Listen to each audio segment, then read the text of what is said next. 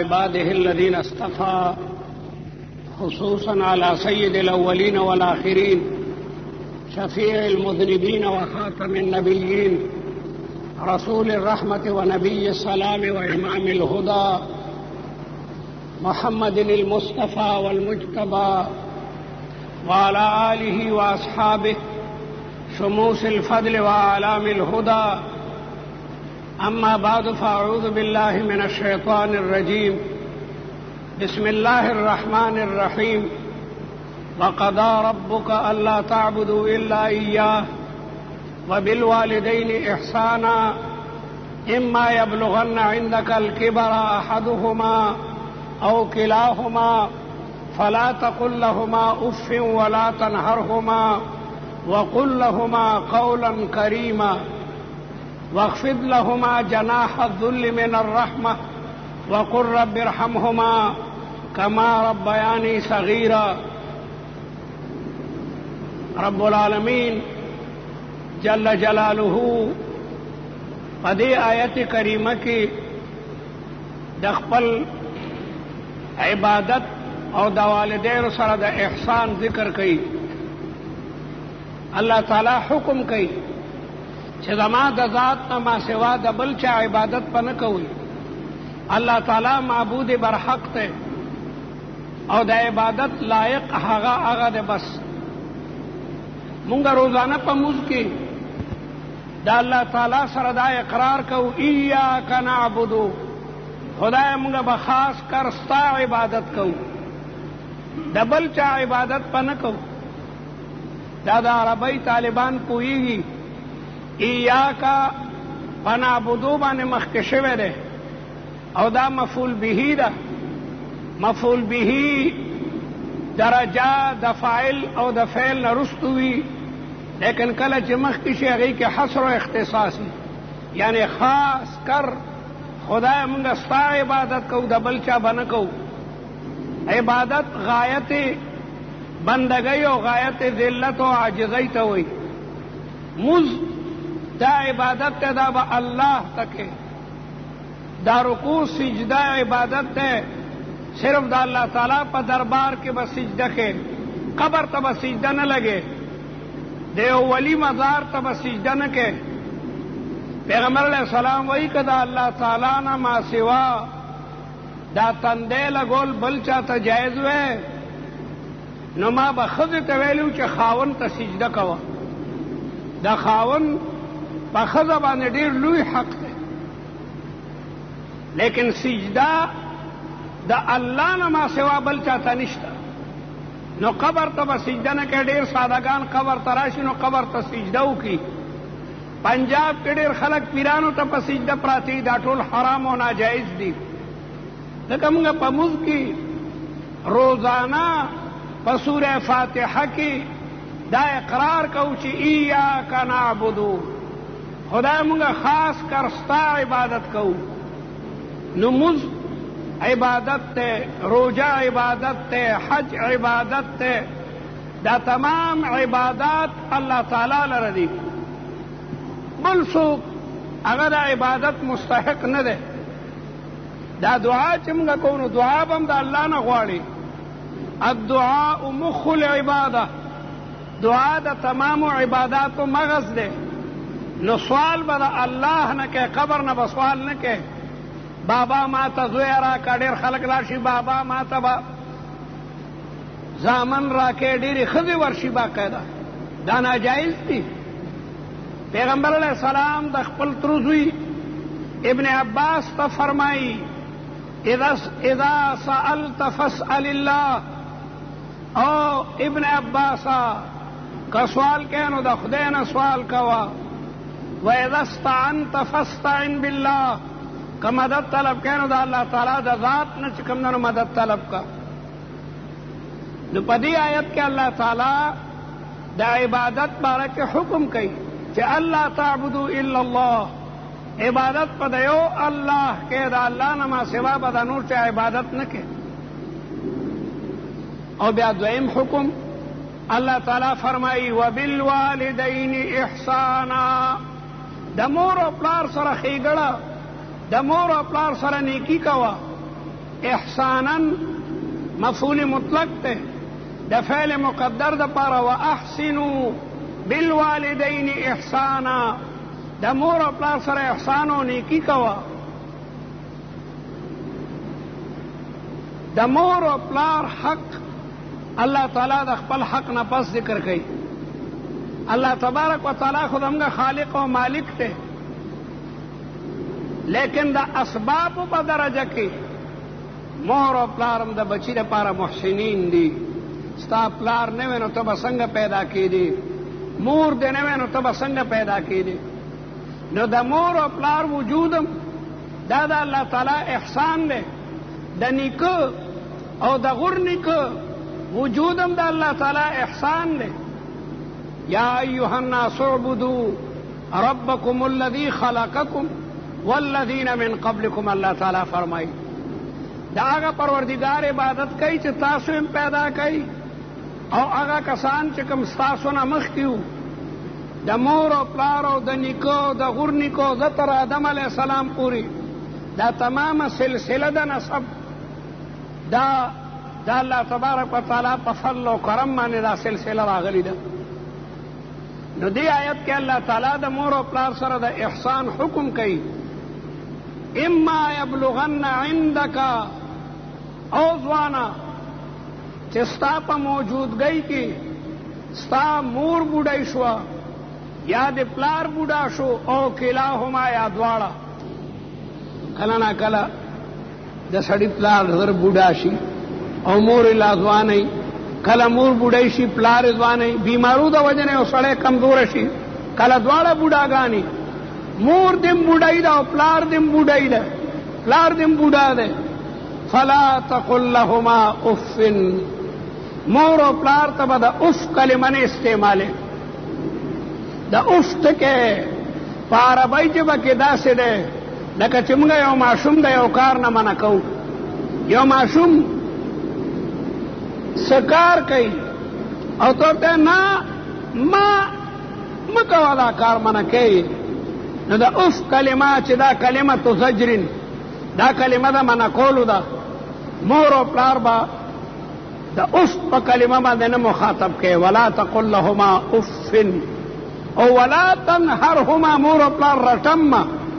کله نا کله یو سړی ورټي، ماشوم ورټي، بعضې فقیر ورټي، مور او پلار به رټیم نه. وقل لهما قولا کریما، مور او پلار ته به د ادب او د شرافت خبره کې قول کریم. یو خو زمیندار د غریب نه پوهېږي، لیکن که تا سکول ویلی دی پنځم او شپږم او اتم او لسم یا طالب قرآن او حدیث ته ویلی دی، نو پلار ته ته مه وایه، تاسو د جمع صیغه ورته استعمالوه. تاسو دا خبره تاسو جی څنګه دا وایئ، تاسو دا د ادب ټکی دی. ته ورته مه کو تا دا کار کړی، تا دا کار کړی. قول کریم دې ته وایي چې یو سړی ډېر د ادب او د احترام خبرې کوي. کتابونه لیکي چې مور او پلار سره به داسې د ادب خبرې کوي چې لکه یو مجرم چې په هغه باندې جرم ثابت دی او د یو زبردست جابر حاکم په مخ کې ولاړ دی، که لغونې دی خواخوا کوي سر یې په توره وهي. نو چې یو سړی داسې حاکم جابر ته ولاړي چې د هغه په لاس کې توره یې که دی لغونې دی خواخوا کوي، مور او پلار ته به داسې په عاجزۍ باندې خبرې کوي. وقل لهما قولا کریما واخفض لهما جناح الذل من الرحمه، مور او پلار ته د رحمت ودرې خورې که. د انسان خو ودرې نشته، مطلب دا ده خپل جانب ورته نرم کا. 3 ځله رسول الله مبارک امکا د مور سره احسان. بیا په څلورم ځلې ورته وایي چې د پلار سره احسان وکړه. کتابونه لیکي چې د مور حق دا د پلار نه زیات دی. پلار خو زوروري د دوی نه خپل حق په چوکه باندې مغشتی شي، کوتک پې راوچت کي. مور مذوبه او غریبه ده. بل د مور حق ځکه زیات دی چې دا ماشوم 10 میاشتې د مور په خېټه کې دننه و، حمل دا ډیره ګرانه مسله ده چې د یوې ښځې په خېټه کې بچی وي. ایته ډېر لوی تکلیف وي، خاص کر چې د ښځې 7 میاشتې پوره شي، 8-9 میاشتې به غریبه خو ګرځېدی هم نشي. د خپل بچي دپاره بیا مرچکۍ هم نه خوري، بیا اړه ته تروی شملي کېږي، هغه هم نه خوري چې دا زما بچي ته په خېټه کې نقصان ورکوي. بیا درون کار هم نه کوي چېرته بچي ته تکلیف ونه رسېږي. الله حملته امه وهنا ووضعته وهنا. قرآن مجید د دې ذکر کوي چې مور دا بچی په خېټه کې پورته کوي په ډېر تکلیف، او کله چې بچی بیا پیدا کېږي نو دا هم ډېر لوی تکلیف وي. دا دومره لوی تکلیف وي چې ډېرې ښځې د اولاد د پیدا کېدو په وخت کې هغه ځان ته مړي شي، ځان ته چې کوم هغه مړي شي. نو وضع د حمل دا ډېره ګرانه کیسه ده. او بیا ماشوم مور په خپله سینه باندې لویوي، د ماشوم د وجې نه مرچکۍ نه خوري، د ماشوم د وجې نه بادګیر شی نه خوري. چې ماشوم ناجوړی نو ډاکټر ورته وایي وره دا دارو به استعمالې، هغه په پیو کې ماشوم ته بیا فایده ورکوي. او چې ماشوم جاړي مور تمام شپه دغسې ویښی، پلار خو بېغمه دی، مور تمام شپه دا بچی په دې غېږ باندې ګرځوي، قلارۍ خپۍ پریشانۍ. تر 2 کالو پورې دا بچی د مور پیس کی، 2 کالو پورې. او بیا چې د پیو نه پرې کی بیا مور د ده د وجې نه پریشانه. تر دې که دا زوی وادم شي مور هم دقسې وړوکی ماشوم بچی ګڼي. دی واده کړی ده، کور ته نه ده راغلی، ښځه بېغمه وده ده، مور غریبه دروازه کې ولاړی، خدایا خیر کې نن زما بچی رانغی، ناوخته کو، زمانه خرابه ده، ښځه بېغمه ودی، لیکن مور غریبه دقسې دروازه کې ولاړی. نو ځکه رسول الله مبارک هغې صحابي ته 3 ځله وایي چې د مور سره احسان وکړه، د مور سره احسان وکړه، د مور سره. بیا د هغې نه پس رسول الله مبارک وایي چې د پلار سره احسان. د مور او د پلار د قدمونو لاندې جنت دی. الجنت تحت اقدام الامهات.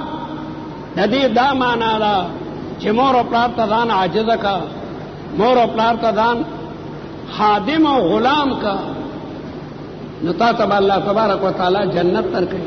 دې پوړي کې یو صاحب اوس مړ دی، خدای دې وبخي، دې خانانو کې و، ما ته ویل خو چې کور ته ورشم هر ماښام خپلې مور ته وایم چې مورې دا خپلې د ما په دې سر کې د ما په ځمکه پرېږدم او دا سر هره ته غوسه چې دون ته نه مورې ته جوړې ما نه خپه هغه بیا دا خپله ما په سر کېږدي نو زه خوشحاله شم.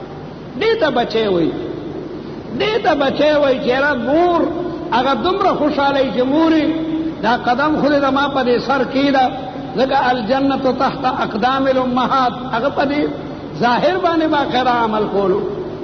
نو داسې خلق الله تبارک وتعالی دنیا کې بیا معزز ساتي او آخرت کې معزز ساتي. ترغیب الترهیب دا علامه منذری کتاب دی او ډیر مفید کتاب دی، خاص کر طالبانو ته، کم کسان چې واعظ او ارشاد کوي، خطابت کوي.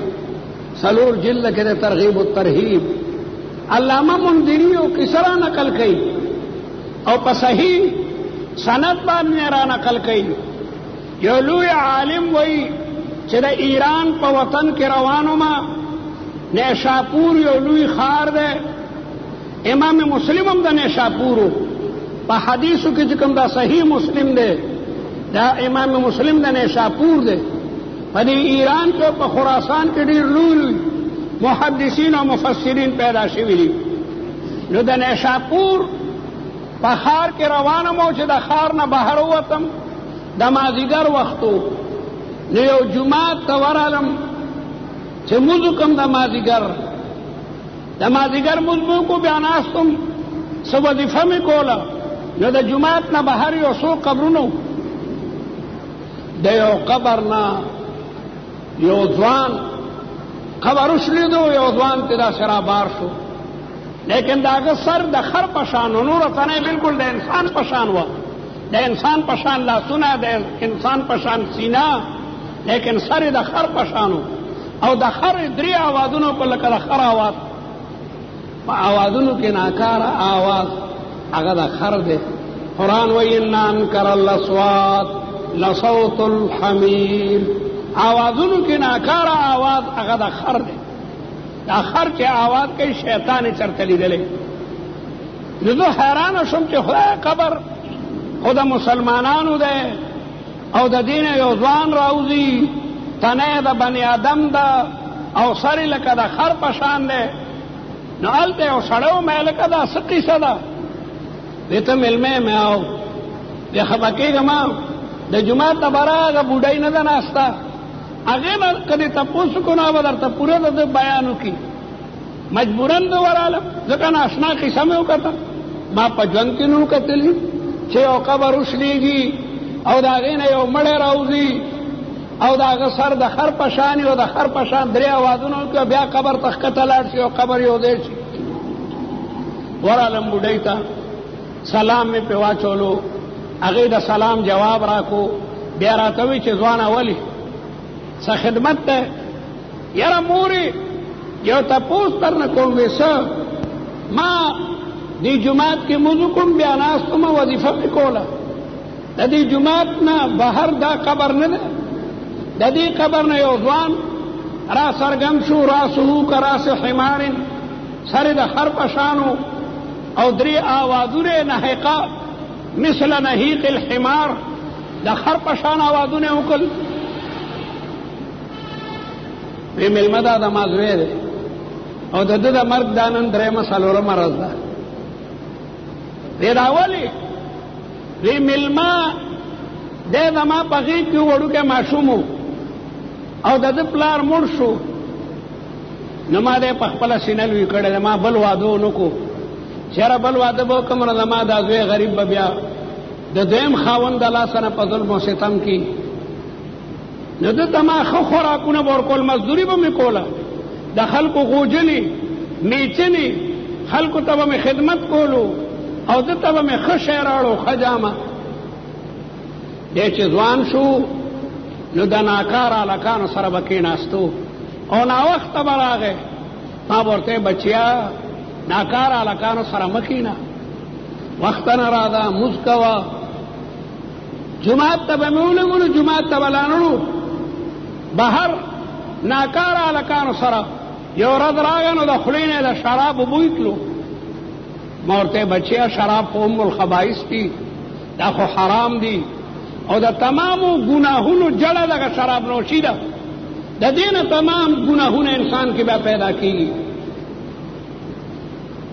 بیا بله ورځ راغی، ما ورته بیا نصیحت وکړو، نو راته غوسه شو چې مورې د خر غوندې چغې را باندې وباسې، ما اړو ته پوه نه کې په هغې خوند باندې. بس 3مه ورځې چېرته شراب ډېر کړي دي او د شرابو په نشه کې دغسې مړ شو. مازدیګر په وخت کې مو خښ کړی دی، دا نن د ده 3مه ورځ ده چې مکه وخت شي، دا قبر سیري شي او دی د هغې نه راوځي او د خر په شان 3-4 آوازه وکړي. علما لیکي چې دا واقعه تمام نیشاپور ته چې کوم معلومه وه. د قبر عذاب الله تعالی نه څرګندوي، لیکن کله ناکله د بندګانو ته څرګندوي. په دې قبرونو کې څه ډېر عجیبه نظام دی، لیکن الله تعالی ته مانه پټ ساتلی دی. غیر الثقلین حدیث کې راځي، یعنی د انس او د جن نه ما سوا دا تمام حیوانات د قبر تمام مناظر ویني. موږ واړه به ونه دي قبرونو نه به کله نه کله خرونو ځان ته منډې کې اوسم. اوهو چې حدیثونه مو ووینو ښه چې حیواناتو ته باقاعده د قبر د عذاب ادراک کېږي. ستاسو به تجربه وي یا نه؟ ما تجربه ده. د زلزلې د راتلو نه 2 منټه مخکې یا 3 منټه مخکې دا ټول سپي غاپي او زبردست غپاره شروع کړي. هغه ته 2 منټه مخکې باقاعده ادراک وشي چې زلزله را روانه ده. حیواناتو ته الله تعالی ډېر لوی شعور چې کوم دنو ورکړی دی، نو حیواناتو ته د قبرونو عذاب باقاعده ښکاري. رسول الله مبارک یو دل پسورلی سور دی روان دی، په یو 2 قبرونو تېرېدو، نو د رسول الله سورلۍ ټوپ په د یاري نه او قریب و چې رسول الله مبارک را پریوته وي. نو پیغمبر علیہ السلام فرمایل چې زما دا سورلۍ ویریدا په دې دوه قبرونو کې عذاب دی. اما احدهما فكان يمشي بالنميمه، دی یو سړی به چغلی کوله، چغل خورو. چغلی ډیر ناکاره مرض دی، چغلی مه کوئ. چغلی دې ته وایي چې د یو سړي خبره هلکه خو در پسې دا خبره کوله او هغه در پسې دا خبره کوله، نو چغل خور دو ته خپل مابین کې جنګوي. دا ډیر لوی جرم دی. که څوک خبره هم کړي دفع نه کا، څه دې کار دی چې دا چا خبره بل توړی او دو ته خپله کې جنګې. واما الاخر فكان لا يستتر من بوله وفي روايه كان لا يستنظف. دی بل بدان د وړوکې او د سماتی نه د بول او د میتیازو نه ساتلو. میتیازي به وکړو دغه څه به پرتوغا خوټولو. نن سبا ډېر ځوانان میتیازي وکړي او د سنو چي او چې به ورته لکه موضوع که زما جامې پلیتې دي، هلکه جامې خو د ښځې پلیتېږي، ناڅاپه هغې ته د حیض وینه راشي، تا ته څنګه جامې ستا پلیتې شي؟ نو کم کسان چې د خپلو وړو بولو نه ځان نه ساتي او د موز ټیم یې ته ورته موضوع کوي یاره استاد جامې مې بالمازه دي، نو دې بل سړي به د میتیازو نه ځان نه ساتلو. بیا رسول الله مبارک صحابو ته ووایي چې د کجورو یو خرانګ رالی هغه دوه ځایه کا او په هغې قبرونه یې ښخه کړه. دې تر څو چې دا شنې وي الله به دینه عذاب چې کوم دی نو هغه پورته کړي. نو ما دا عرض کولو چې د قبرونو عذاب الله تبارک و تعالی د انس او جن پټ ساتلی دی، لیکن کله نه کله یې څرګندم کي. مولانا عبید الله انور بله قصه کوله اخباراتو کې م راغلي وه. ډېر لوی سړی مولانا عبید الله انور صاحب د مولانا احمد علي لاهوري رحمت الله علیه بچی او ډېر لوی عالم او ډېر متقي انسان و. هغه ما په خپله په سند کې یو سړی کتلی